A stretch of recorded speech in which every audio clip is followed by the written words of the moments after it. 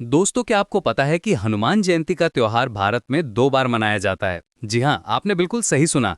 आज हम जानेंगे कि 4 अप्रैल को हनुमान जयंती क्यों मनाई जाती है और इसका क्या महत्व है। सबसे पहले तो ये समझते हैं कि हनुमान जयंती का मतलब क्या है। ये हमारे प्रिय हनुमान जी का जन्मदिन है।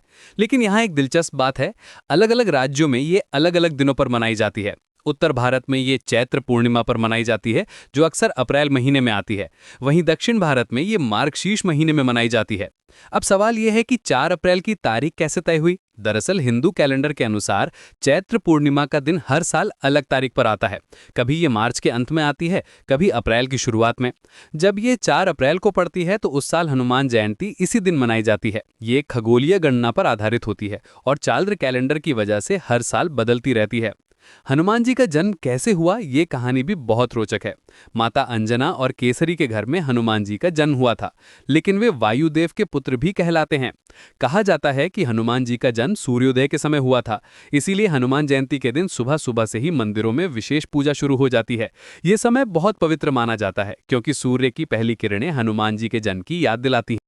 हनुमान जी के बचपन की एक मजेदार कहानी है। जब वे छोटे थे तो उन्होंने सूर्य को एक फल समझकर उसे खाने की कोशिश की थी। वे आसमान में उड़ गए और सूर्य की तरफ बढ़ने लगे। इससे इंद्रदेव घबरा गए और उन्होंने अपना वज्र हनुमान जी पर फेंका। इससे हनुमान जी बेहोश होकर गिर गए। तब वायुदेव बहुत गुस्से में आए और उन्होंने पूरे संसार से हवा वापस ले ली। सभी देवता परेशान हो गए और फिर ब्रह्मा जी ने हनुमान जी को जिंदा किया और उन्हें कई अनमोल वरदान दिए। हनुमान जयंती मनाने के पीछे कई गहरे कारण हैं। सबसे पहला कारण है भक्ति और समर्पण। हनुमान जी राम जी के सबसे बड़े भक्त थे। उनकी भक्ति इतनी शुद्ध थी कि वे अपना सब कुछ राम जी के लिए न्यौछावर करने को तैयार रहते थे। जब हम हनुमान जयंती मनाते हैं तो हम भी यही सीखते हैं कि सच्ची भक्ति कैसी होती है। ये भक्ति किसी भी इंसान को महान बना सकती है। दूसरा बड़ा कारण है शक्ति और साहस। हनुमान जी अपनी अपार शक्ति के लिए प्रसिद्ध हैं, लेकिन उनकी असली ताकत उनके मन की मजबूती में थी।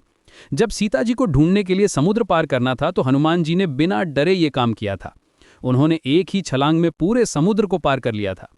आज के ज़माने में जब हम मुश्किलों का सामना करते हैं तो हनुमान जी से प्रेरणा लेकर हिम्मत नहीं हारते। तीसरा महत्वपूर्ण कारण है विनम्रता। हनुमान जी में इतनी शक्ति होने के बावजूद भी वे बहुत विनम्र थे। वे कभी अहंकार नहीं करते थे। ये हमें सिखाता है कि चाहे हमारे पास कितनी भी क्षमताएं हों, हमें हमेशा विनम्र रहना चाहिए। ये ही बात हनुमान जी को और भी खास बनाती है। हनुमान जयंती के दिन लोग क्या करते हैं? सुबह जल्दी उठकर हनुमान मंदिर जाते हैं, हनुमान चालीसा का पाठ करते हैं। कई लोग पूरे दिन व्रत रखते हैं।